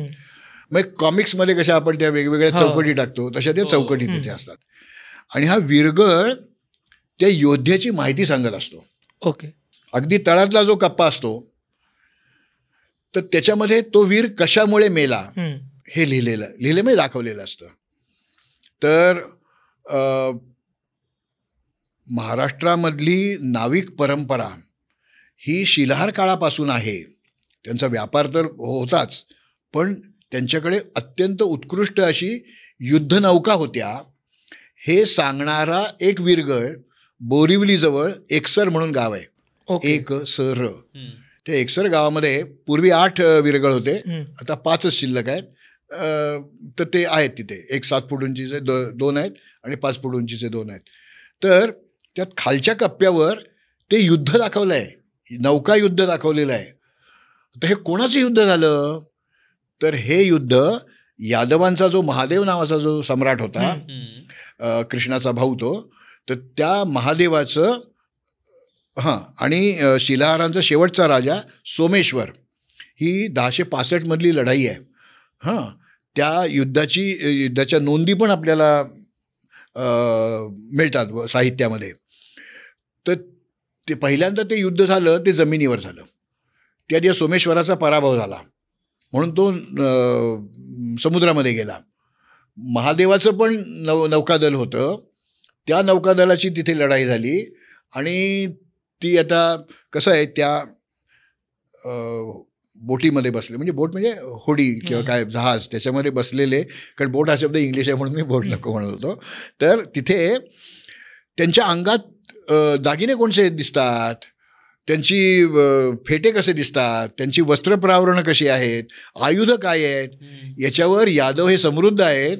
तर यादवांचे योद्धे वेगळे ओळखता येतात आणि शिलाहार त्या मानाने कमी समृद्ध असलेले आणि ते पराभूत झाले होते एकदा, त्यामुळे त्यांचं ते वेगळं असं आपल्याला हा यादव योद्धा आहे, हा शिलाहार योद्धा आहे सांगता येतं आपल्याला. बोरिवली आहेत. बोरिवली जिथे एकसर म्हणून गाव आहे तिथे ते वीरगळ आहेत. तर खालच्या कप्प्यात ते युद्ध कशात ते माणूस मेला, म्हणजे ॲक्च्युली हा सोमेश्वर हा जो राजा गेला, शेवटचा शिलाहार राजा, त्याच्या स्मरणार्थ उभारलेला तो आहे. ताम्हिणी घाटाने खाली उतरलं की माणगाव लागतं, ते मुंबई गोवा रस्त्यावर लागतं ते. तिथनं आपण दिव्यागर किंवा श्रीवर्धन, हरिहरेश्वर या रस्त्याला लागलो की वाटेमध्ये एक देगाव नावाचं गाव आहे. अच्छा. त्या देगावच्या इथे, देगाव थोडं आत आहे, मोरव्यापासून थोडं आत आहे, तिथे एक 1.5 किलोमीटर आतमध्ये आहे. तिथे असं चौकोनी स्तंभासारखे 8-10 विरगळ आहेत. त्यातल्या एका विरगळावर 10 डोकी आणि 20 हात, प्रत्येक हातात आयुध, आणि तो काहीतरी एका प्राण्यावर, लांबट प्राण्यावर उभा आहे असं शिल्प कोरलेलं आहे. मी शिल्प का म्हणतो, ते रिलीफ आहे म्हणून त्याला शिल्प म्हणतोय मी. तर रावणासारखा पराक्रमी किंवा रावणाची उपासना आपल्याकडे चालते. म्हणजे इथे राशींजवळ एक गाव आहे, दुर्गावच नाव आहे, दुर्योधनाचं तिथे मंदिर आहे. तसं रावणाची पण काही ठिकाणी उपासना केली जाते. असावी की नाही की त्याच्याबद्दल आपण आता तपशिलात जायचं नाही आहे, पण रावणासारखा पराक्रमी कोणतरी एक वीर तिथे मारला गेला म्हणून तो वीरगळ तिथे आपल्याला बघायला मिळतो. तर ह्या अशा सांस्कृतिक परंपरा वेगवेगळ्या कालखंडातल्या आहेत, पण ते कालखंड कोणते आपल्याला त्या याच्यावरनं नाही सांगता येत. पण विरगळ ही एक खूप गमतीशीर गोष्ट आहे. आणि एखाद्या गावात खूप विरगळ दिसले की तिथे काहीतरी बऱ्यापैकी युद्ध आलं आहे. म्हणजे ते उंबरडी म्हणून गाव आहे, कुर्डूगड म्हणजे विश्रामगड, पानशेच्या शेजारचं वरसगाव धरण, त्याच्या मागे देव्या आणि लिंग्या घाट 2 खाली उतरतात, तिथे तो कुर्डूगड आहे. बाजी पासलकरांचा किल्ला आहे तो. आणि बाजी पासलकर हे शिवाजी महाराजांच्या आजोबांच्या वयाचे होते. त्यांचे जावई कान्होजी जेधे हे शहाजीराजांच्या वयाचे आहेत. म्हणजे ते काही शिवरायांचे सवंगडी नाही म्हणून चालणार आपल्याला. हे त्यांच्या सल्लामसलतीत मोठी माणसं आहेत, वरिष्ठ सल्लागार आहेत, मार्गदर्शक मंडळात आहेत ते. नाही, कान्होजी जेधे लढलेले पण आहेत. बाजी पासलकर पहिला हुतात्मा स्वराज्यातला बाजी पासलकर आहेत. ते सासवडला त्यांची समाधी आहे. तो देशावर आलो आपण कोकणात जाऊ परत. तर इथे आपल्याला ज्या विरगळांवर काही वेगळेपण आहे तसं ते संख्येने खूप असणं आणि नसणं. तर त्या उंबरडीला जवळजवळ 42 विरगळ आहेत आणि त्यात 2 सतीशिळा आहेत.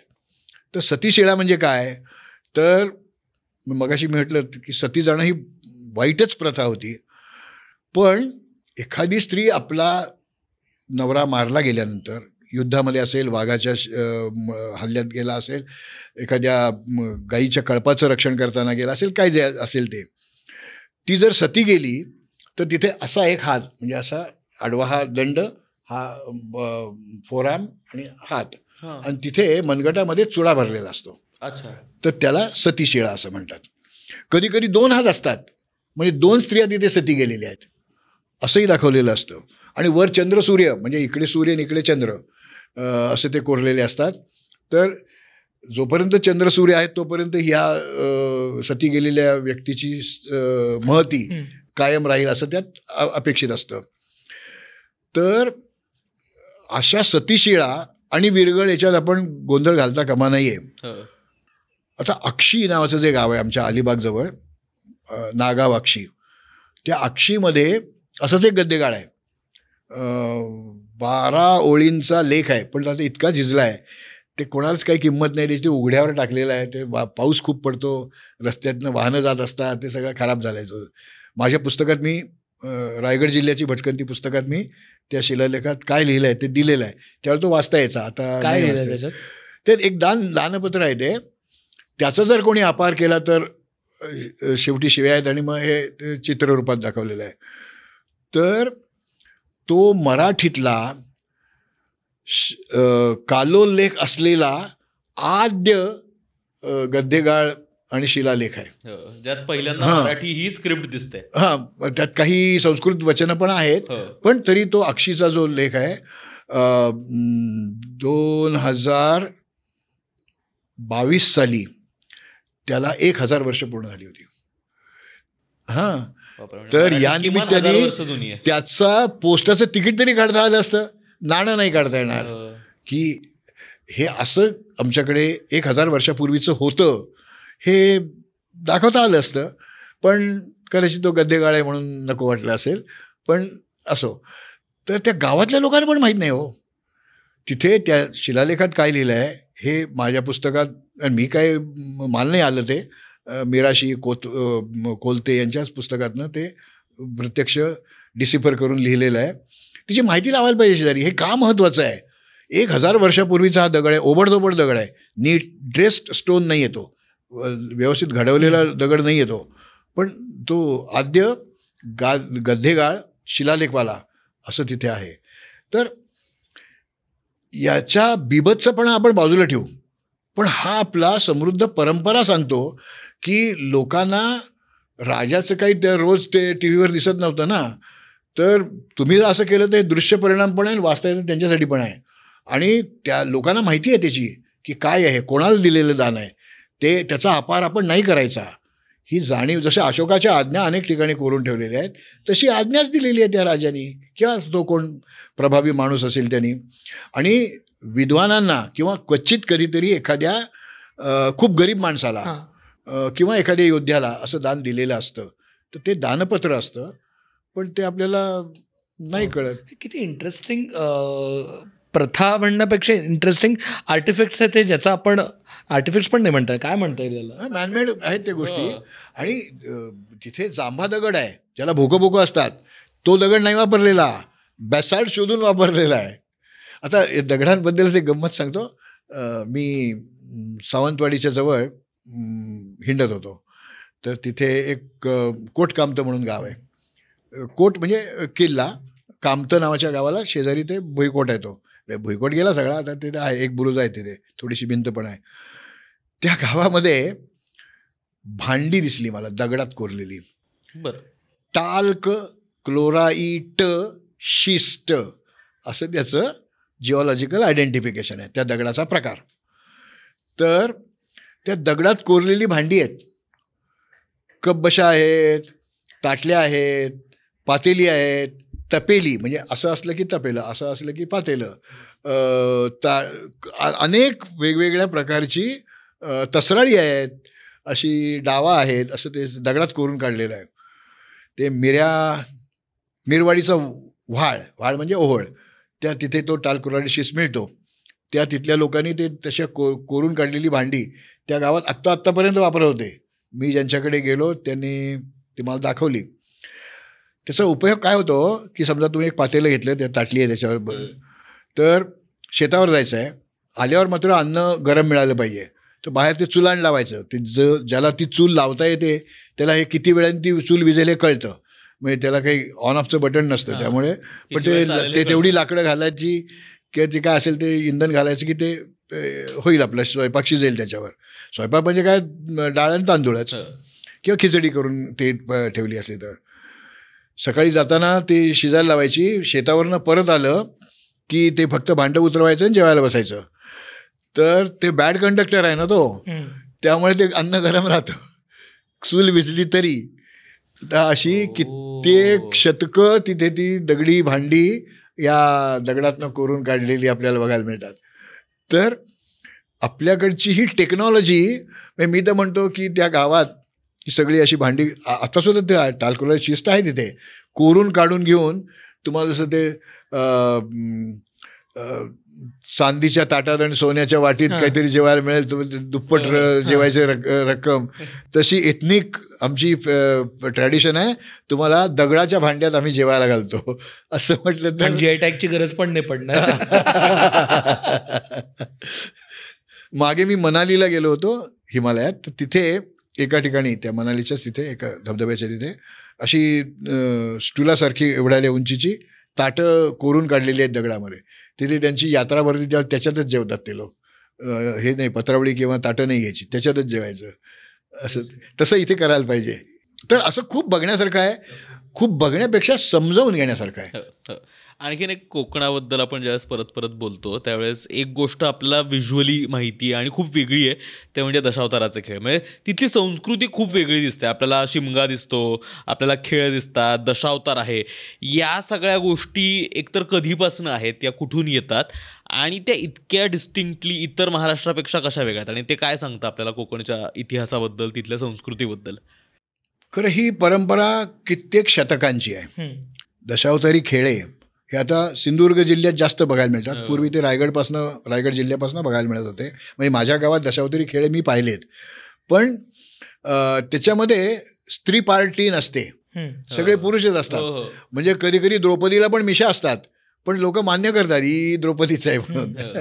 तर ते म्हणजे बायसेप बिसेप मस्त असतात त्याचे, पण ती द्रौपदी आहे असं ते धरायचं. तर ते लोक स्वतः ते रंगभूषा करत असतात.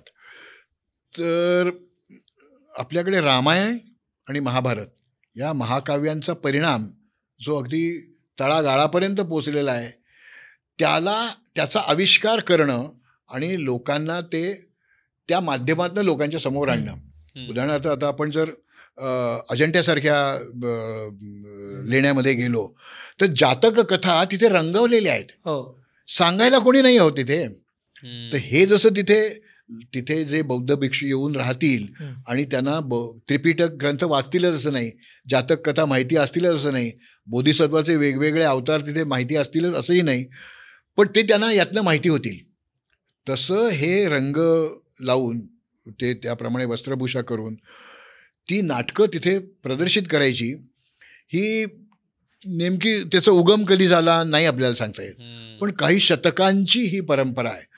आता तिथे जे रंग लावतात ते प्रामुख्याने तिथले नैसर्गिक रंग वापरतात, म्हणजे कृत्रिम रंग नाही वापरत ते. तर तेही एक खूप अभ्यास वेगळा त्या दृष्टीने करण्यासारखा आहे.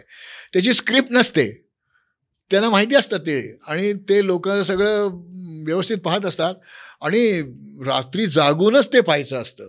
दिवसा ते नाही दिसत. ते त्या पूर्वी पेट्रोमॅक्सच्या बत्त्या होत्या, आता आहेत दिवे, इलेक्ट्रिकचे दिवे. पण दशावताराची पद्धती आहे काही कित्येक शतक आहे. पण त्याच्यापेक्षा जास्त महत्त्वाचा आहे तो होळीचा सण.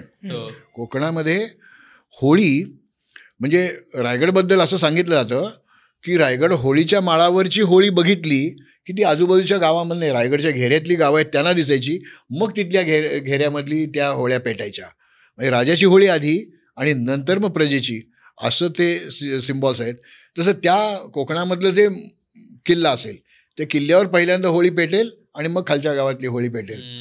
आणि आज जे होळीला विकृत बिभत्स स्वरूप आलं आहे ते नव्हतं तिथे. होलिका देवीचा तो कार्यक्रम आहे आणि होळी तरी कशाला करायची?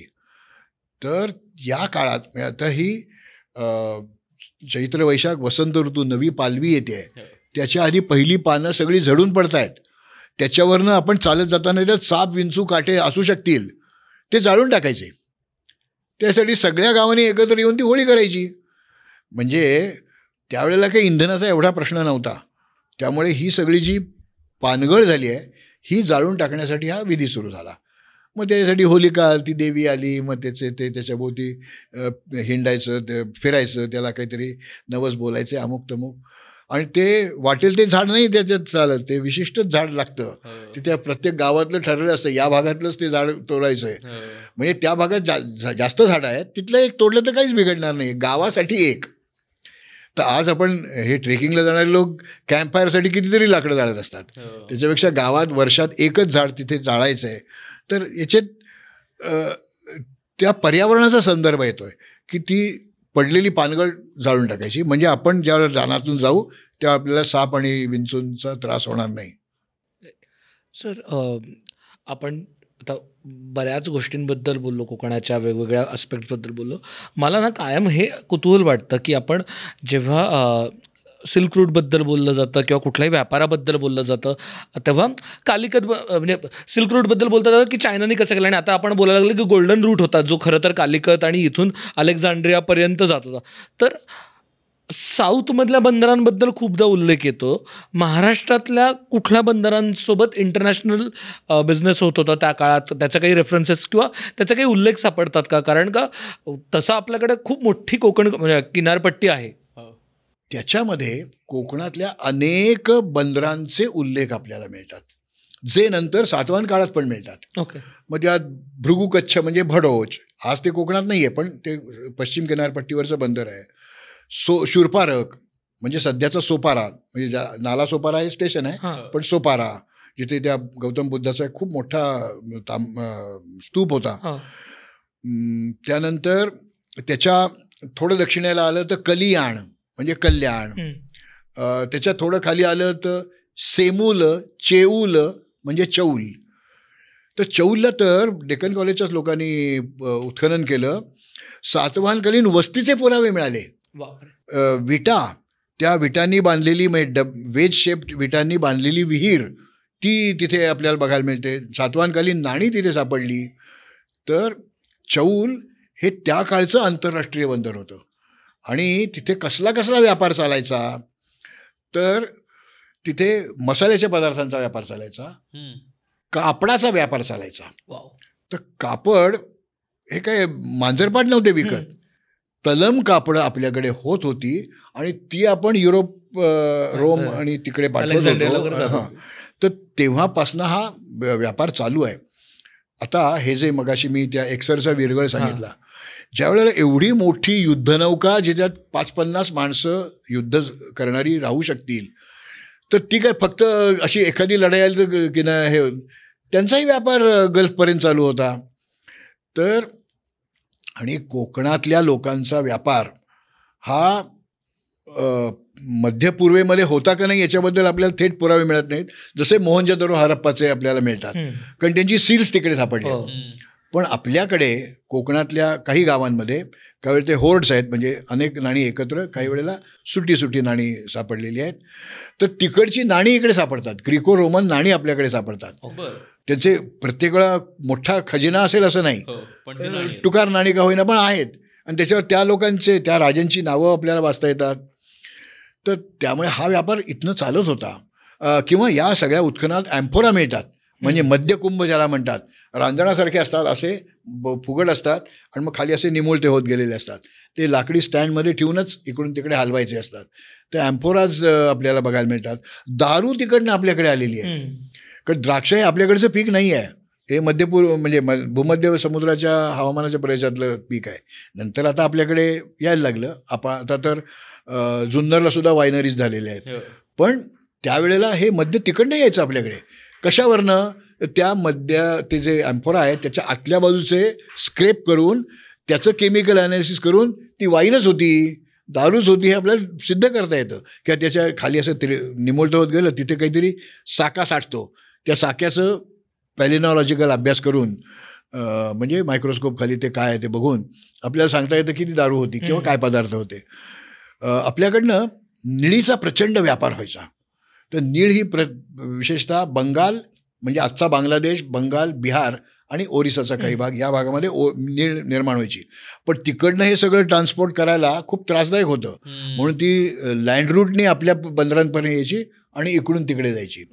आणि ही निळीचा व्यापार हा किंबहुना नीळ तिकडे पिकायची म्हणून राजेंद्र प्रसाद आपले भारताचे पहिले राष्ट्रपती झाले. कारण त्या निळीच्यामुळे जे बंड तिथे निर्माण झालं, लोकांच्या असंतता निर्माण झाली, अस्वस्थता निर्माण झाली, उठाव झाले, त्याचं नेतृत्व राजेंद्र प्रसादांनी केलं होतं. तर निळीच्या आणि निळीचा वापर या युरोपमध्ये कपडे रंगवण्यासाठी किंवा अनेक गोष्टींना रंग देण्यासाठी तो वापर केला जायचा. पण त्यांना शेवटपर्यंत म्हणजे अगदी 1800 जवळजवळ 60-70पर्यंत नीळ म्हणजे काय हेच त्यांना माहीत नव्हतं. तर नीळ ही शेतामध्ये पिकते आणि ती आपण एक्सपोर्ट करायचो. ते आणि घोड्यांचा व्यापार आपल्याकडे व्हायचा. तिकडनं घोडे आपल्याकडे यायचे. आपली भीमथडी तट्ट हे ज्याला आपण अरबस्थानामध्ये घोडे नाहीत, तिथे गवताळ प्रदेशच नाही तर घोडे कुठून आणणार. हे ज्याला आपण मध्यपूर्व म्हणतो, इराण, इराक म्हणजे मेसोपोटमिया किंवा टायग्रिस युफ्रायटिस, तो त्या प्रदेशातनं चांगले घोडे आपल्याकडे यायचे आणि ते घोडे तिकडनं इकडे यायचे. इकडनं मसाल्याचे पदार्थ आणि तलम, कापड, रेशीम आणि नीळ असे तिकडे जायचे. याचे उल्लेख मिळतात. त्या वस्तू नाही सापडलेल्या कारण ते ऑर्गॅनिक मटेरियल आहे. एवढ्या वर्षात ते सगळं डिके होऊन जातं. आपण आता ऑलमोस्ट शेवटाकडे आलोय सर. तर आपण कोकणात बद्दल बोलताना, कोकणातल्या माणसांबद्दल हे बोलताना की कोकणची माणसं साधी भोळी, काळजात त्यांच्या भरली शहाळी. तर एकूणच कोकणचा जो काही इतिहास आहे तो तिथल्या माणसांबद्दल काही सांगतो का? म्हणजे प्रत्येक ठिकाणची जी माणसं असतात त्यांचा एक काहीतरी स्वभाव असतो आणि त्यांच्यातला तो इतिहास त्यांच्या स्वभावात झिरपत असतो. तर तसं काही त्यांचा जो काही वेगवेगळा वेरीड इतिहास आहे, वेगवेगळ्या गोष्टी आहेत, त्याने त्या कोकणच्या माणसाला कसं प्रभावित केले आणि अजून पण त्यातला काही स्वभाव, त्यातला काही गुणधर्म त्या कोकणच्या माणसात सापडतात का आपल्याला? 1511 एक अफनासी निकितन नावाचा एक रशियन प्रवासी इकडे आला होता. त्वेरा नावाचा एक प्रांत किंवा एक परगणा त्या रशियामध्ये आहे. आजही म्हणजे सध्याच्या रशियामध्ये पण आहे. सोव्हिएत मध्ये नाही, म्हणजे USSR मध्ये नाही, रशियामध्ये. मी एकदा गेलो होतो रेवदंड्याला, कारण मला कोकणात जायला काहीतरी कारण काढतो मी जातो कोकणात. तर तिथे मी गेलो होतो. तर असे टी-शर्ट घातलेले गोरे उंच धिप्पाड, काहींचे निळे डोळे, घारे डोळे, अशी ती मंडळी 4-5 मंडळी होती तिथे. तर मला उत्सुक आहे की त्या तेंडुलकर शाळेच्या आवारामध्ये एक असा स्तंभ उभारला आहे, तो ते पाहायला आले होते. मी म्हटलं हे काय पाहायला आले असतील इथे. मग मी त्यांच्याशी बोलायला गेलो. त्यांना काय इंग्लिश कळत नव्हतं. तर एक आपल्यासारखा दिसणारा एक माणूस आला. तो म्हटला तुम्हाला त्यांच्याशी बोलायचं आहे का? म्हटलं हो, मला उत्सुकता आहे. हे कोण आहेत, इथे कशाला आले? तर तो त्यांच्याशी बोलला आणि त्यांनी मला ते मराठीमध्ये सांगितलं, कारण त्याला रशियन पण येत होतं, मराठी पण येत होतं त्या दुभाषाला. त्या अफनासी निकितनचे वंशज होते ते.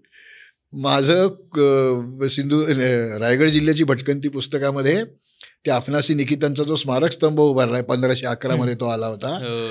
तर तो पाहायला ते आले होते आणि तो फोटो, ते स्तंभ आणि ती रशियन मंडळी, असा फोटो पण मी दिला आहे.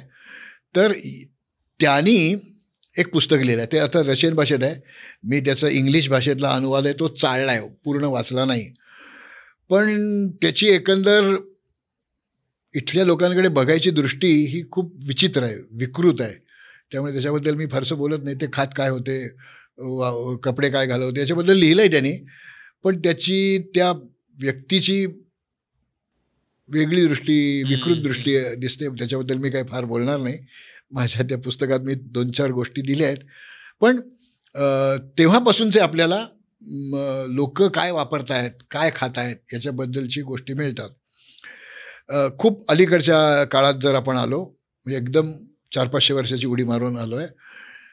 हा जो हेनरी ऑक्झंडेन, शिवाजी महाराजांच्या राजाभिषेक बरं का, राज्याभिषेक नाही. अभिषेक कोणाला होतो, राजाला होतो का राज्याला होतो? राजाला होतो. तो राजाभिषेक. हम्म.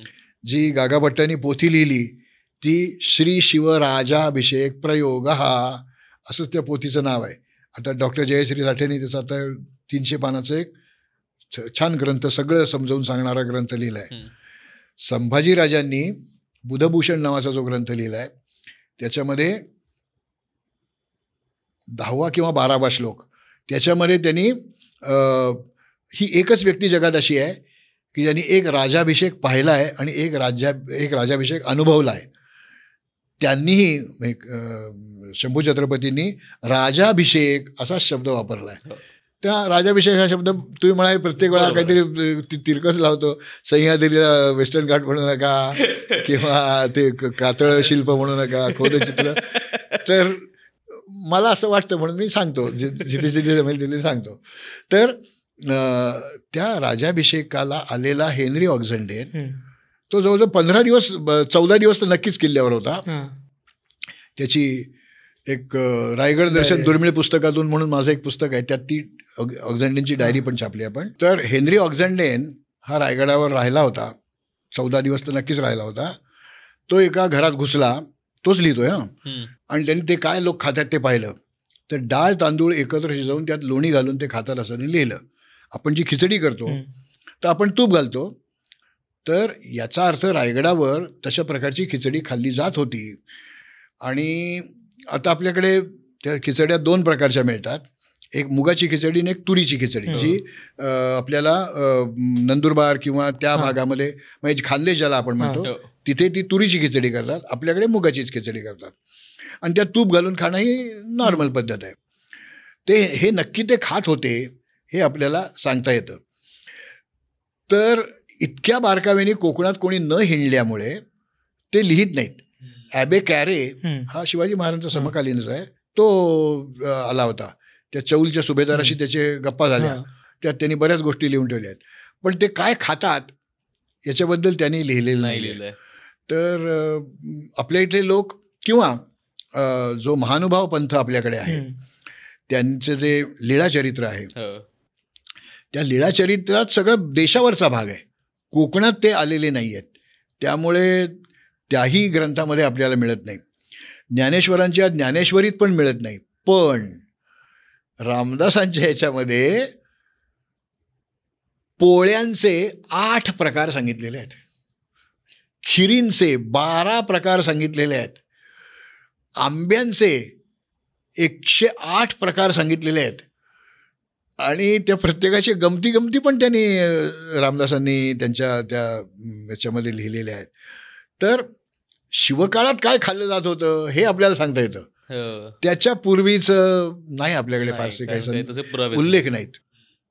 आणि मुळात कोकण हा दरिद्री प्रदेश आहे, तिथे माळव्यासारखा सुपीक संपन्न प्रदेश नाही आहे. त्यामुळे तिथल्या लोकांचा जो कंजूसपणा आहे तो त्या इकॉलॉजीने त्यांच्यावर लादलेला प्रकार आहे. आणि आहे त्यात समाधान मानायचं, आहे त्यात भागवायचं आणि मग जे आहे ते टिकवायचं. म्हणजे कोकणामध्ये तुम्हाला जेवढे वाळवणाचे पदार्थ मिळतात तेवढे देशावर मिळत नाहीत, कारण देशावर सगळं मिळतं. कोकणामध्ये पावसाळ्यामध्येच ज्या काही असतील त्या भाज्या, नंतर त्याच भाज्या ताकाचं पूट देत देत देत त्या टिकवायच्या, वाळवून ठेवायच्या आणि पावसाळ्यामध्ये त्या खायला घ्यायच्या. कारण तोपर्यंत कडधान्य होत नसतात, ती कडधान्य नंतर होतात, नोव्हेंबर नंतर मिळतात. त्यामुळे कोकणामध्ये कडधान्यांचं प्रमाण खूप आहे, ती साठवून ठेवता येतात. या वाळवणांचं प्रकार आणि प्रमाण खूप आहे.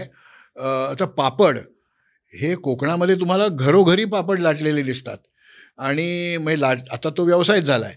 तसं देशावर तुम्हाला नाही मिळत की त्या पापड्या घातल्या आहेत किंवा सालपापड्या घातल्या आहेत, असं होत नाही. ते कोकणामध्ये आहे, कारण ते टिकवून वापरायचं आहे आपल्याला. पाण्याची मगाशी मी सांगितलं तसं जलसमृद्धता आणायचा प्रयत्न केला आहे. बऱ्याच ठिकाणी असे पर्हे आणलेले असतात, त्या पर्ह्यानं पाणी मिळत असतं, ते वर्षभर मिळत असतं. पण ते मोठ्या शहराला मिळेल असं नाही, ते काय 2-4 घरं आहेत तेवढ्याच लोकांना ते मिळेल. तर कोकणातल्या जुन्या आहाराबद्दल नाही आपल्याला फारसं माहिती. खूप खूप आभार सर तुमचे. म्हणजे खरं तर खूप मोठा विषय आहे. एका तासात शक्यच नाही. हो, म्हणजे आपण अश्मयुगीन माणसापासून सुरुवात केली आणि आता आपण कुठे त्यातल्या त्यात शिवकालीन कोकणापर्यंत येऊन पोचलो. खरं तर खूप गोष्टी आहेत ज्या आपल्याला उलगडता येतील. आत्ता पण आपण अगदी वरचेवर या सगळ्यांबद्दल बोलत आलो. स्क्रॅपिंग थ्रू थोडंसं. मग खरंच ओरखडले फक्त आपण तो सरफेस. पण याचं कारण असं की एखाद्याला एखाद्या विषयात गम्य वाटलं तर जास्त संशोधन करेल, त्याला विषय सुचवून ठेवलेला आपण. अगदी. तुम्हाला आजचा एपिसोड कसा वाटला नक्की कळवा.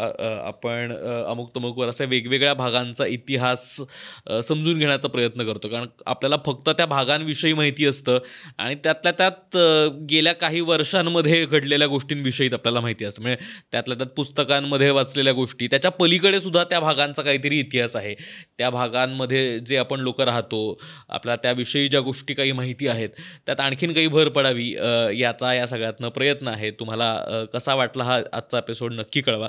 तुमच्या कोकणातल्या मित्रमैत्रिणींना नक्की पाठवा, कारण ते सुद्धा तिकडे राहतात, त्यांनाही कुतूहल असेलच त्यांच्या भूभागाच्या इतिहासाबद्दल. तुमच्या गावाच्या काही कोकणातल्या गावातल्या काही कथा असतील, काही गोष्टी असतील ज्या आम्हाला माहिती नाही, ज्या आम्ही आज बोलू शकलो नाही, त्या आम्हाला जर कॉमेंट्समध्ये सांगू शकलात तर त्यानिमित्ताने आम्हाला अजून एक गोष्ट कळेल कोकणाबद्दल. येस. तर खूप खूप आभार. धन्यवाद. लो बसावा.